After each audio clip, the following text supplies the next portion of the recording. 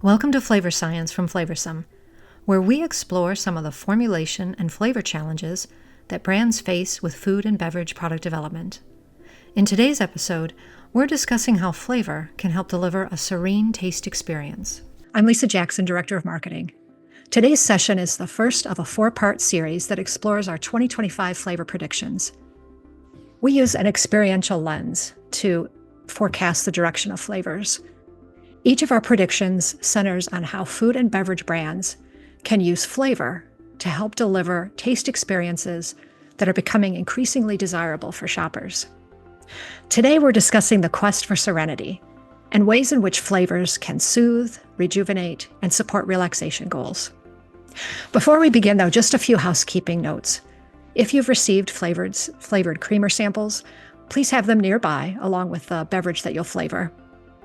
If you have questions, please use the Q&A function to submit them. We'll strive to answer as many as we can in the time we have available today. But if we don't get to your question, we'll follow up with an answer via email. You will receive a copy of the slides and the recording as a follow-up email. And we post them on the website. And then they're also available on our new podcast platform called FlavorScience from FlavorSome. It's now available on Spotify and Apple Podcasts. The team sharing insights today and applications expertise includes Philip Beckett. He's the Senior Consumer Insights Manager at FlavorSome, and Kelsey Cheadle. She's a Senior Dairy Application Scientist. Now, as Phil and I were planning this webinar, we were talking about what serenity means for people. So, you ever notice how a coffee shop just slows things down? The warmth, the quiet buzz, it's a pause in the day. Yeah, as the world outside rushes by, in here it's a little bit different. It's that first sip, the one that tells you to stop and take a breath. There's an aroma that calms you. And then there's the warmth of the cup in your hands that's comforting. And that's when you realize it's not just coffee. This is a moment, it's just for you. It's that moment of serenity. And so while we recognize serenity, it seems sort of like an abstract concept. You know, we're familiar with stress relief or relaxation. Those ideas do tend to tie to moments in time. But serenity is really a way of living. It provides a steadiness. It buoys you, and it helps you return to peacefulness and calm no matter what happens. A state of serenity actually enables better focus and overall cognitive function. Being serene also helps us achieve emotional stability and build resilience. It's a really powerful goal. So using food and beverage to support health and well-being isn't a new idea. It really gained momentum in the 80s and 90s when the USDA released dietary guidelines, and the research about the link between diet and health surged. That led to a modification where we started talking about My Healthy Plate to help people plan a little bit more accordingly. Now, we've all talked about comfort foods like chocolate, ice cream, or mac and cheese, those that kind of help us feel better. But one of the first pieces of definitive research that links what we eat to emotional health was actually published in 1998. It showed a correlation between eating fish and reduced depression.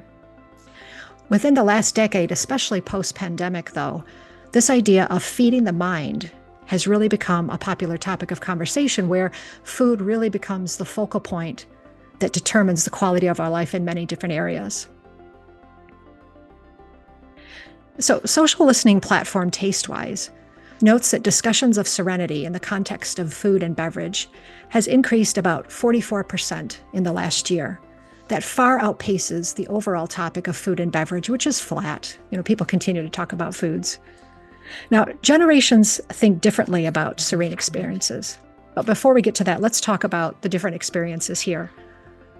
You know, because people don't necessarily know they're having a serene moment, when we ask them to describe, you know, how does it feel when you're experiencing serenity?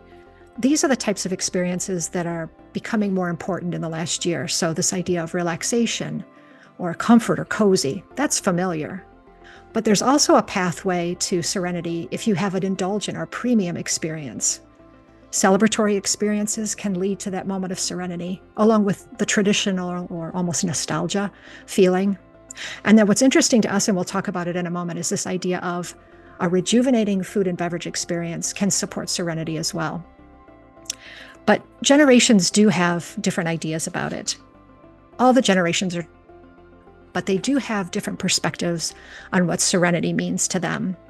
So Gen Z views serene eating experiences as those that are relaxing, indulgent, easing.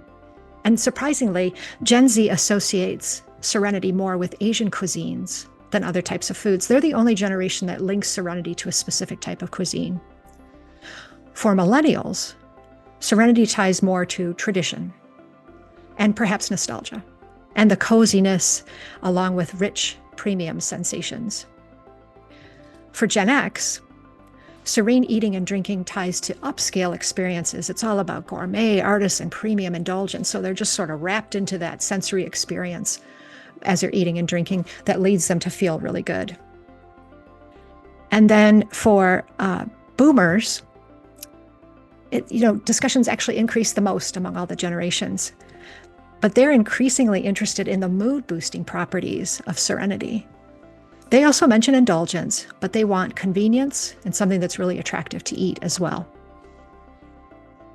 So people describe a serene experience across a spectrum that we covered here, right?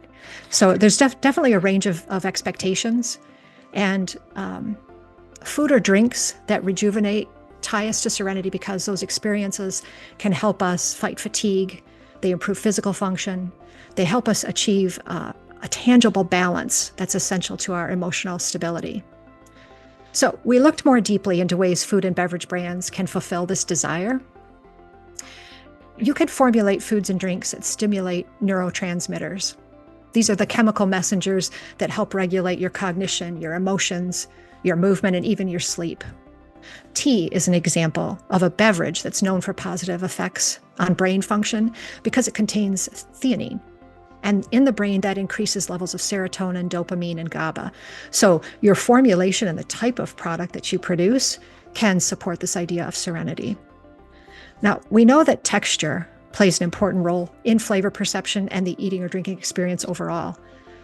Some textures can contribute to serenity. It can make food seem richer, leading to higher levels of satisfaction and enjoyment. And, matching the expected texture to formulation can help you meet expectations. So, we think of savory foods as crunchy or chewy, and sweeter foods are usually softer. They might have a lighter bite or a smoother sensation, but you can also surprise people and add a little bit of crisp to an ice cream or a little bit of smoothness to a snack. I think it's just this idea of helping people pay attention to the sensations that they're having that ties them to serenity. Now, we've already talked a little bit about food's ability to calm, especially when the food is familiar and something that people like. But perhaps a newer idea is the effect that healthier foods and beverage have on our state of serenity when we feel good and confident that what we're consuming will support our body and mind. It helps us relax and get into that peaceful state. Remember, we're looking for that balance, and the health and wellness goals and finding something that sustains you there is a way to get to serenity also. And so when we look at social listening in terms of serenity, we took a look at several different foods, beverages, and ingredients that people are discussing more often in terms of that serene experience. So this comes from TasteWise. And think of, if anybody took a Business 101 course, we all learned about product adoption life cycle, early, emerging, trending. So we looked at those emerging, trending, and mature foods, beverages, and ingredients that bring that serenity. Within foods, an emerging food is burrata, so a very rich cheese that brings a lot of that comfort and tradition from the Italian side of things. Trending foods include things like gelato, so very indulgent and serene. You take a moment to consume that. But also Mandarin, talked about Gen Z and Asian Mandarin, an Asian citrus. And then when we look at those mature flavors, things that people have been talking about for a long time when it comes to foods, we see things like churro, so traditional in Hispanic, maybe novel in American and Canadian, pistachio, an old world flavor that is really, brings that serenity home when it comes to food. In terms of beverages, this is where we start to see hydration. So coconut water, it's good for you. It's a serene experience, but also a lot of alcohol, whether it's alcohol or alcohol flavors, perhaps in a dessert. Bananas Foster flambéed with brandy, perhaps. And then in terms of ingredients, we start to see things that are functional, so tarragon, lemongrass, cardamom, that also have a lot of flavor, and also some very premium experiences, saffron being a very expensive spice that brings that serenity with that premium taste.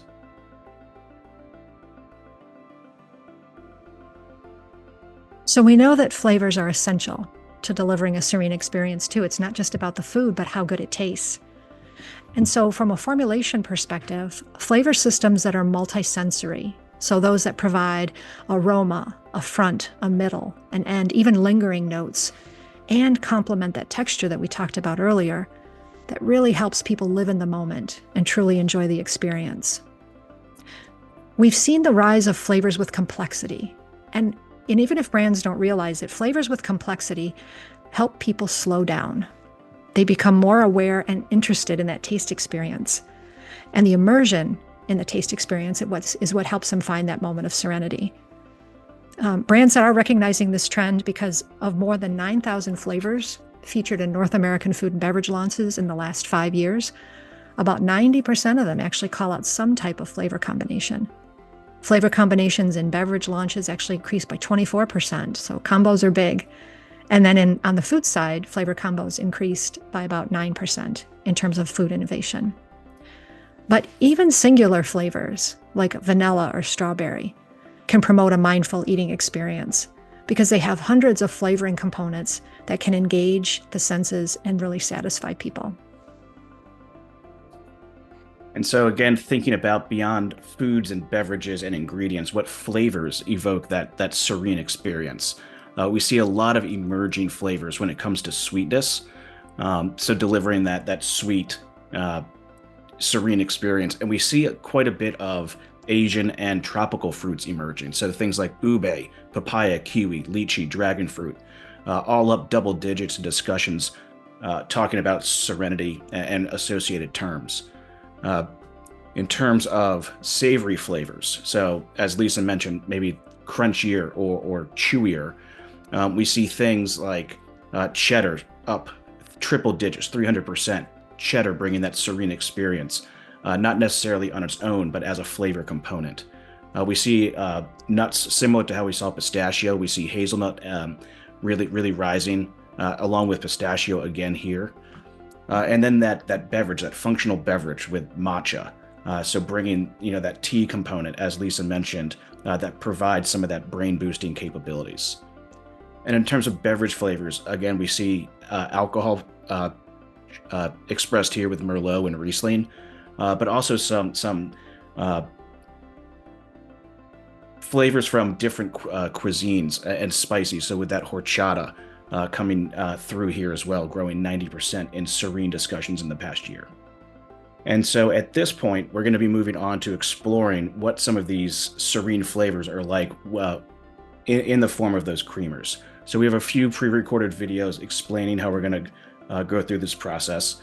So sit back, enjoy for the next 90 seconds as Kelsey explains what we're going to be doing.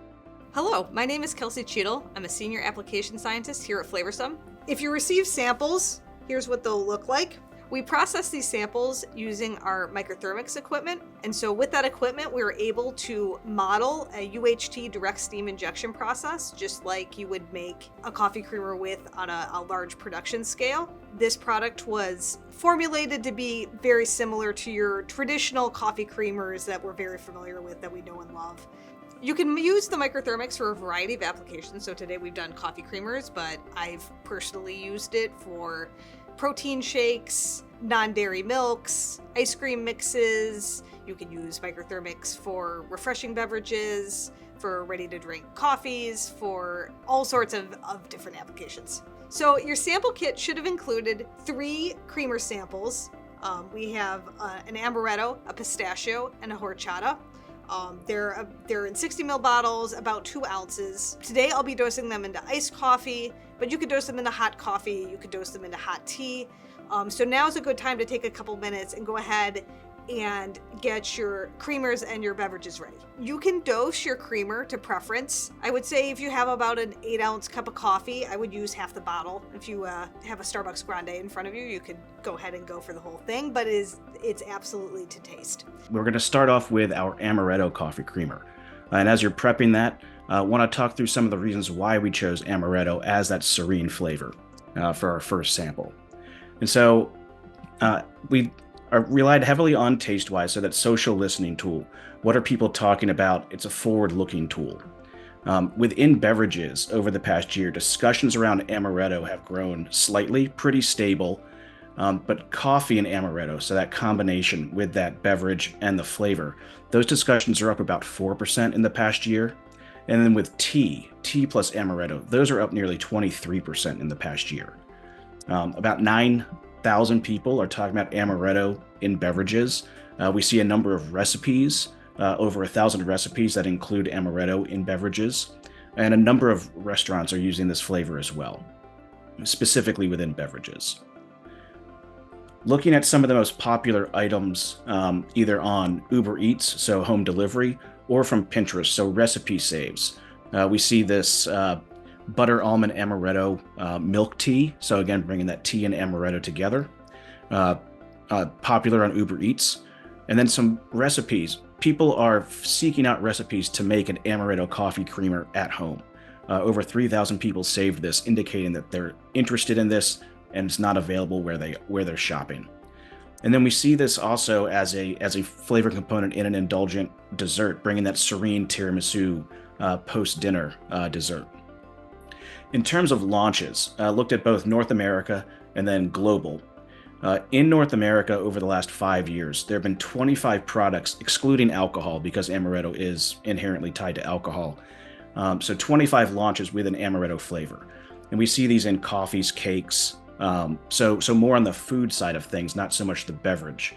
And in terms of global launches, we see it's 10 times as much, 276 launches. Again, more on that food side of things. So this flavor is both applicable to beverage and food, depending on what so it's cross-category as well. Now that we've explored that, let's go ahead and have Kelsey talk us through what the tasting experience is like. And so we're going to start with the amaretto today. If you open the bottle and smell, you should get notes of cherry. I think there's a little bit of caramel. You can kind of tell there's a little bit of boozy alcohol notes. I'm going to go ahead and put it into my iced coffee to taste. So I'm noticing those same notes, very fruit forward, finishes with some caramel notes, some vanilla notes, some boozy alcohol notes. And so as everybody's tasting, at this time, just between the three of us, Kelsey, you mentioned some of those tasting notes. What other things are people going to be experiencing as they're tasting this? And what other applications do you think this flavor might be useful in? Yeah, so I think this flavor would be useful in a variety of applications, right? Because amaretto is a beverage. Any sort of beverage application, it'd be a fun twist on, but you could use this in confections. You could use this in bakery or in frozen dessert, possibly. I think those would all be very useful places for this. And I do think that this that amaretto, even though we don't see it widespread, it really does fit that premium indulgent experience that we saw in that first slide that people associate heavily with Serenity. So I think there is opportunity here to build this out more than we've seen. Yeah, and just dovetailing on both of your comments, I mean, this is a relatively low number of launches in North America with this flavor, so there is a big white space opportunity beyond coffee creamer or similar products, just to explore this flavor in your application, whether it's something dairy-based, non-dairy, if it's a food product. So there is quite a bit of room to explore with this one. Okay, so with that, we're going to move on to our second tasting of the day. And this is our horchata flavor. So as you're preparing that, let's run through some of the reasons why we chose this flavor as well. So we see horchata, which is a traditional Mexican beverage. In the U.S., discussions around horchata have grown nearly 6% in the past year. When you combine that with coffee, discussions are up nearly 14%, and a similar growth in conversations with tea. We see more people are talking about this than the amaretto, 14,000 people discussing horchata in a beverage.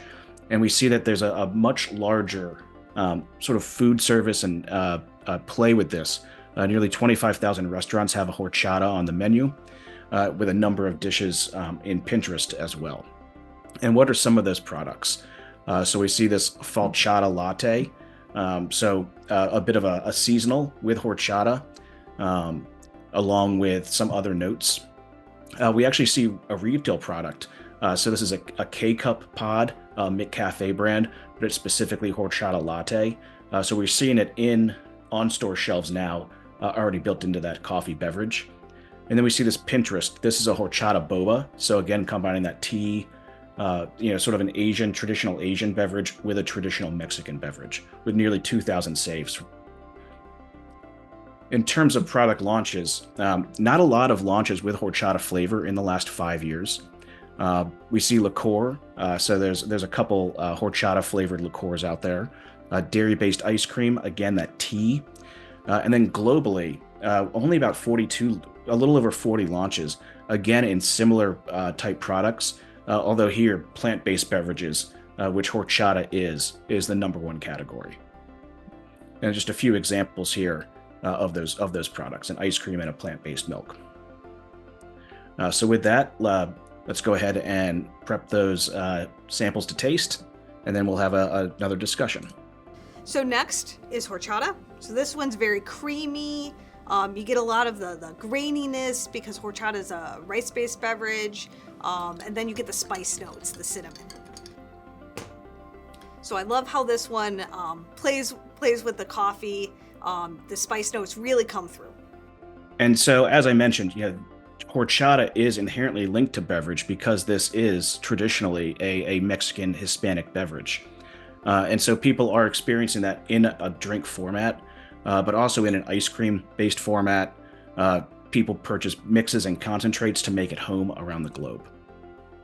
And Kelsey, are there other applications that this might fit with beyond those that we see here? And any watch outs if you do extend it into, say, a bakery item? Sure. So, I think a lot of the applications we talked about with the amaretto, you could try here. I personally use this in like ice cream, and it is really nice there.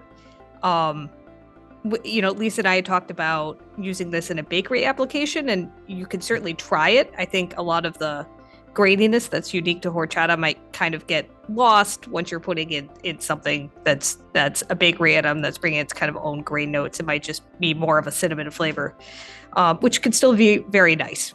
But I, for sure, frozen dessert, it is excellent there. Okay. And what I like about horchata and its link to Serenity is that it has two pathways to connection. For people who are familiar with the beverage, this is just a traditional connection to home. And then it can also create a connection through a kind of a transportive experience for people who've never experienced horchata, or haven't traveled and tasted it. This is something new for them, which also takes them to that serene place. Yeah, I really love that the dual nature of this one, appealing to multiple people through multiple methods. Yep, agreed. Okay, so with that, we're going to move on to our final tasting. This is pistachio. And before we get into the insights, pistachio is having a resurgence across a lot of food and beverage categories. And we see that in discussions. Discussions around pistachio and beverage are up 35% in the past year. So this is really a buzzy, trending flavor profile in beverages. When it comes to coffee, up over 50%. And a similar amount of discussion growth when it comes to tea.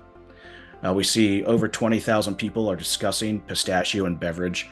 We see this across the board in terms of dishes, recipes people can save online, and also restaurant dishes, specifically beverages with pistachio. So there's quite a bit of pistachio out there, and we don't see the discussion slowing down in the past year.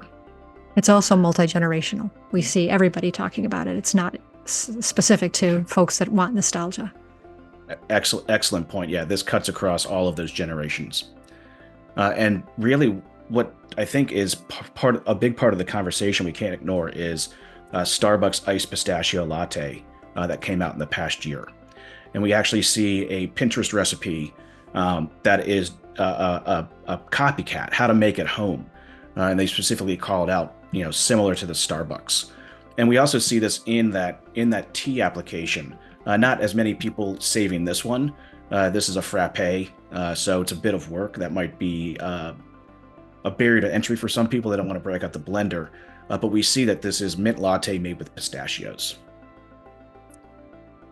And this is the one where we've seen the most sort of resurgence and number of products. Nearly 200 products in North America with this pistachio flavor. And we see it across foods. We see it across frozen desserts.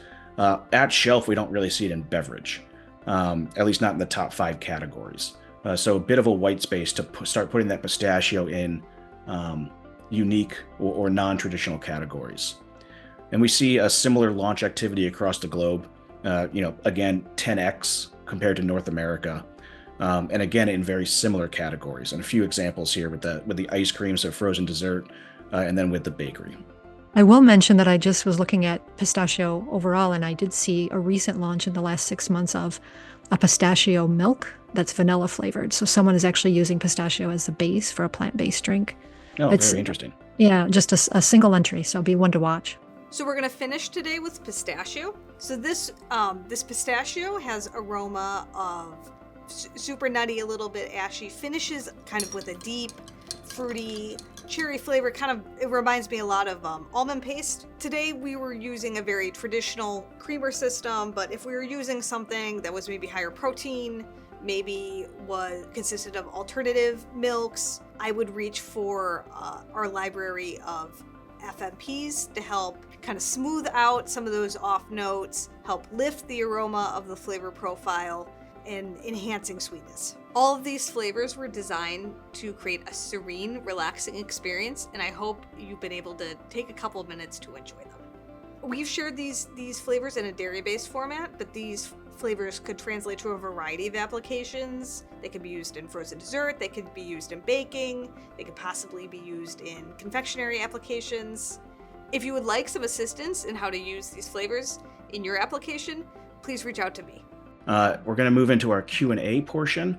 So if you have any questions, make sure to put them in the Q&A bubble down at the bottom of the screen. But we have a few that have already come in. And just reading through this first one, looks like it might be for Kelsey. So what types of functional ingredients, and they call out adaptogens or botanicals, could contribute to a serene experience beyond just the flavor or the taste? Yeah, so there are some ingredients and some supplements that are used for kind of mood enhancing benefits, right? So like magnesium or ashwagandha is coming to mind. And so you could use that to kind of bump up the serene experience. I think the one thing you may need to be careful is the off notes that those functional ingredients can contribute, right? So you just want to be cautious about not hindering the experience with a bad taste when we reach for some of those functional ingredients. Are there certain flavors that are a starting point when you're dealing with something that might carry an off note? I know you talked about FMPs, but are there flavors that you would pair with certain ingredients? I would say if you're struggling with off notes, vanilla is always a good place to start. Vanilla has a lot of ability to kind of cover and mask, I think, more so than other flavor profiles. Okay, that's helpful. Excellent. This one, I think I'm going to take this one.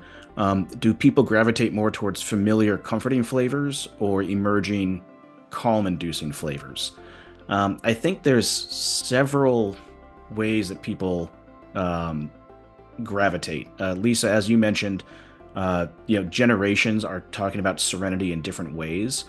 So if you have a target generation or demographic, it's worth exploring what they're talking about, what they're interested in, and that will help identify what they're gravitating towards. But it's also changes throughout the day. People are fickle at times, and day part really matters. So if it's a serene, calming experience in the morning versus after dinner, your flavors, the flavors that people gravitate towards are going to change. And just shameless self-promotion. We're going to be having a webinar in a few months on that topic of meet me in the moment, so day part, and where flavors fall. So if that is something that interests you, please reach out. Keep an eye out for that invite in the coming months. Yeah, that's great. And, any other questions? We have one more so far. Okay. How are CPG brands responding to the interest in Serenity? Are they innovating? Are they adding claims? What categories is this occurring in? Lisa, I'm going to throw this one over to you. Sure. When it comes to Serenity and all those experiences that we talked about at the beginning, relaxation, calm, that kind of thing, honestly, right now, healthcare supplements own the innovation in this area. We do see the hot beverages, so teas and coffees, doing a little bit about making claims in that area. Alcohol, of course, we saw that both on the food and the flavor side. Mm-hmm. And then nutritional drinks. Sometimes meals, prepared meals are talking about how it's a relaxing experience. Remember, we saw with some of the generations, they wanted comfort, cozy, traditional, and prepared foods can do that. The claims that they're making, though, really focus on calm and relaxation. Very few people are talking directly about Serenity, and that's probably just as well, because I think it's important to ground it more on the experiences that people are looking for. So there is opportunity through the messaging and the marketing that you do. So, tell people it's premium, tell people it's indulgent or traditional. They'll make that link to, oh, this is going to help me feel good. And then you can associate your formula with that as well, so that you can just make sure that as they're eating and drinking this product, through your messaging and the formula and the flavor, the whole thing is making sense to them and connecting with this need that continues to grow. Yeah, I think that's a great point, where Serenity is a state of mind, and the experiences, whether it's premium, whether it's comforting, whether it's cozy, take you to that point. You're not going to buy a bag of Serenity, as much as we would like to, right? Yeah, very much so. But you can buy a bag of comforting flavor and food. So. Yes. Excellent. I'm going to give people just a few more seconds to put in any last minute Q&As. While we're seeing if any more come through, I just want to say a big thanks to Kelsey and a big thanks to Lisa for joining us on this webinar, and to everybody who's joined and is watching from home or at their office. Thank you for attending and putting in those questions. And don't see any more coming through. So with that, do want to again say thank you and just put it out there that in late spring, so late April or into May, we're going to be having our second webinar where we discuss that premium experience. Something Lisa mentioned in her response to that last question about premium is a component that might bring Serenity. So we're linking all of these together. So please keep an eye out for that webinar invite. We'll be sending that out in... What do you think, Lisa? About a month? Probably about mid-April. Yep. Exactly. Mid-April. Yeah. So please join us there. And as Lisa mentioned at the outset, you will get a copy of this presentation as an email follow-up. So if you have any questions, our contact info is here. You can always reach out to us. And just with that, just want to say thank you to everybody. Thanks for watching this episode of Flavor Science from FlavorSome. Whether you want to formulate with a tried and true flavor or innovate with a brand new creation, having a great flavor partner accelerates your success. At FlavorSome, we combine expertise, responsiveness, and infrastructure to deliver an all-in-one solution that helps growing food and beverage companies improve their speed to market. Part of our mission is making flavor sourcing more efficient, effective, and enjoyable, with best-in-class responsiveness, competitive lead times, and products designed to meet your goals. Work with us to create the delicious new products your customers are craving.